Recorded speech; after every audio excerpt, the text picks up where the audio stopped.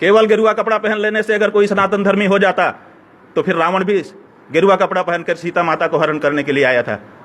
अगर वो योगी जी सनातन धर्मी हैं, अगर वो सचमुच के हिंदू हैं और सचमुच हिंदुओं के हितैषी हैं, तो उनके आंख के नीचे काशी में देव मंदिरों को क्यों तोड़ा जा रहा है, मूर्तियों का अपमान क्यों किया जा रहा है, ये बताएं वो आगे आकर के। हमने इस पत्र में उनको लिखा है कि हम आप अगर कहें तो आकर के काशी के विद्वानों के साथ, भुक्तभोगियों के साथ आपको सब घटना बताने को तैयार हैं। अगर आप नहीं वहाँ हमको आने देना चाहते तो सबसे अच्छा होगा, आपके पास हेलीकॉप्टर है, आप तत्काल आज काशी आइए और वहाँ पर खड़े होकर के देखिए क्या दृश्य है।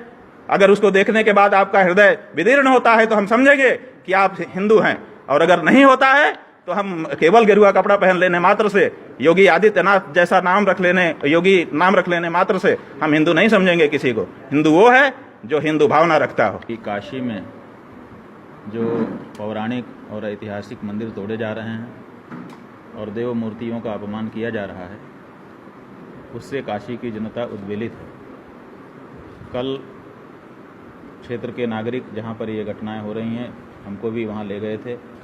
हमने अपनी आंखों से देखा और देख करके तब से अब तक मन रो रहा है कि हमारे उन देवताओं का भी ऐसा अपमान किया गया है जिनकी पूजा अर्चना हजारों वर्षों से हमारे पुरखे पुरनिया, हमारे पूर्वज करते चले आए थे। काशी में जो अंतर्गृही यात्रा है, वैसे तो काशी में अनेकों यात्राएं प्रचलित हैं, उनमें से जो अंतर्गृही यात्रा है वो सर्वाधिक महत्व वाली यात्रा है।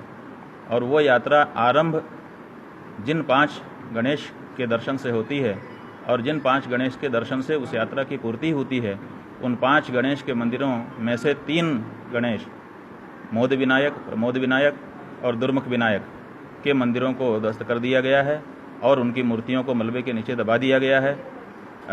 ऐसा वहाँ पर वातावरण है विश्वनाथ मंदिर के आसपास, मंदिरों को और देव मूर्तियों को तोड़ देने से जैसे किसी लड़ाई के बीत जाने पर चारों तरफ बिखरे हुए क्षत विक्षत शवों का होता है, वैसे वहाँ पर मूर्तियाँ पड़ी हुई हैं। और वो मूर्तियाँ कोई सामान्य मूर्तियाँ नहीं हैं। लाखों वर्षों से, हजारों वर्षों से ज्ञात इतिहास में उनकी पूजा अर्चना नियमित रूप से होती आ रही थी। पुराणों में उनका वर्णन है। ये जो कार्य हुआ है इससे बहुत हृदय उद्वेलित है। आज काशी में वो स्थिति हो रही है जैसी शायद मुसलमानों के आक्रांताओं के समय में भी नहीं हुई होगी जब उन्होंने देव मूर्तियों को तोड़ा था। आज उससे विभत्स स्थिति है और देव मंदिरों को तोड़ा जा रहा है, मूर्तियों को तोड़ा जा रहा है। आंदोलन क्या होता है? हमारा हृदय आंदोलित है। जब लोगों का हृदय किसी घटना से आंदोलित होता है तो आंदोलन स्वतः हो जाता है, करना थोड़े पड़ता है। आंदोलन कोई प्रशांत किशोर की रणनीति थोड़े होती है। आंदोलन कोई इवेंट थोड़े है कि उसको कोई योजना बनाएगा। जब जनता का हृदय आंदोलित होता है तो आंदोलन हो जाता है। गुरुजी, गलती मकान जो बेच के जा रहे हैं तो भाई, मकान कैसे बेच सकता है कोई? मंदिर जो है वो भगवान का होता है, उसको बेचा नहीं जा सकता है। मंदिर जब एक बार स्थापना हो जाती है, पूजा आरंभ हो जाती है, तो वो देवता को समर्पित हो जाता है। आप अपना रहने का मकान बेच सकते हैं, लेकिन जिसमें शिखर बना हुआ है, जो देवता का मंदिर है, उसको कैसे तोड़ सकते हैं आप? और कैसे बेच सकता है कोई? और कैसे खरीद सकता है? बेचने वाला एक बार बेच सकता है, वो आम आदमी है। अगर उसको पैसे का कोई लालच जाग गई तो शायद बेच भी सकता है, लेकिन खरीदने वाला, उसमें तो बड़े बड़े कलेक्टर कमिश्नर बैठे हुए हैं, पढ़े लिखे लोग बैठे हैं, विधि के जानकार बैठे हैं, शास्त्र के जानकार बैठे हैं। तो वो उनका दोष सबसे बड़ा माना जाएगा। वो बताएं हमको कि कौन सा कानून है, वो बताएं हमको कि कौन सा शास्त्र है जिसमें मंदिर को खरीदने के और उसमें इस तरह से उसका विध्वंस करने के और उसकी मूर्तियों को अपमानित करने का विधान बताया गया है। अगर वो दिखाने में सक्षम हो तो हम लोग विचार करेंगे। तो उन्होंने कहा कि विस्तारीकरण से भाई, विस्तारीकरण क्या होता है? भाई, किसी को फायदा नहीं होगा। फायदा तब होता है जब आदमी आकर के देवता को प्रणाम करता है। फायदा तब होता है जब आकर के देवता की मूर्ति के सामने नतमस्तक होता है, उसको फल पत्र पुष्प जो उसके पास भेंट पूजा होती है वो चढ़ाता है, तब उसके मन की मुराद पूरी होती है। इसको फायदा कहते हैं। ये फायदा नहीं है कि आपके अफसर गाड़ी से चढ़ करके आए, जूता पहन करके उनके जूते का स्टैंड वहां बना दो और उनके बैठने के लिए सोफा लगा दो। ये कोई फायदा जनता का नहीं है। ये विशेष लोगों का, ये वीआईपी कल्चर यहाँ पर विकसित किया जा रहा है विश्वनाथ मंदिर के आसपास। जहां वहां पर देवता आकर के बैठे हैं विश्वनाथ जी के अगल बगल में, उनको वहां से हटाने की कोशिश की जा रही है। इससे जनता का कोई लाभ नहीं है। जनता का लाभ भगवान के दर्शन से होता है। भगवान जब उनको आशीर्वाद देते हैं तो उनका जीवन सुखमय होता है, उनकी समस्याएं दूर होती हैं, उनकी मनौतियां पूरी होती हैं। ये फायदा है। इसी फायदे के लिए हमारे पूर्वजों ने काशी में जगह जगह देवताओं की स्थापना की थी। इसी फायदे के लिए ये सब रचना रची गई थी। इसी फायदे के लिए पूरे देश के लोग यहाँ पर आते हैं। ये फायदा है। भीड़ का नियंत्रण वैसे करिए, भीड़ के नियंत्रण के लिए आप देवता को ही हटा देंगे।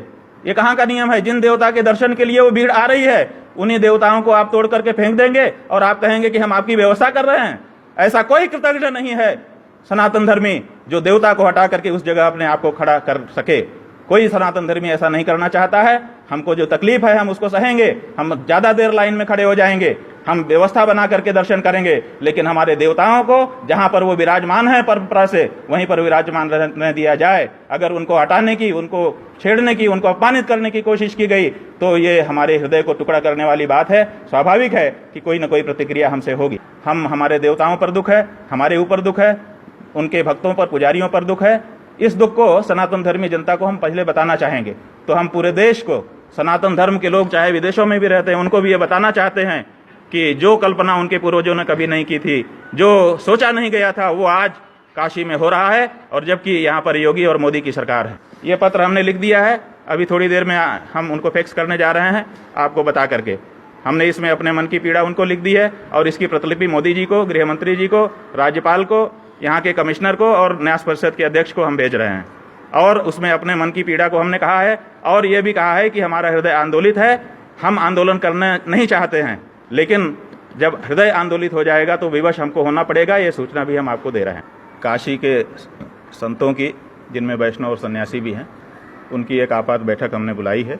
उनसे भी हम वस्तुस्थिति बता करके उनका मनोभाव जानना चाहेंगे। उसके बाद काशी के विद्वान हैं, उसके बाद काशी के बुद्धिजीवी हैं, उसके बाद काशी के अलग अलग समाज के लोग हैं, धोबी समाज है, नाविक समाज है और दूसरे समाज के लोग हैं। वो अलग अलग बैठेंगे और सबके सामने हम लोग जो बात है उसको रखेंगे। रखने के बाद फिर एक निर्णय हम लोग लेंगे और उस निर्णय के आधार पर कार्रवाई करते हुए जो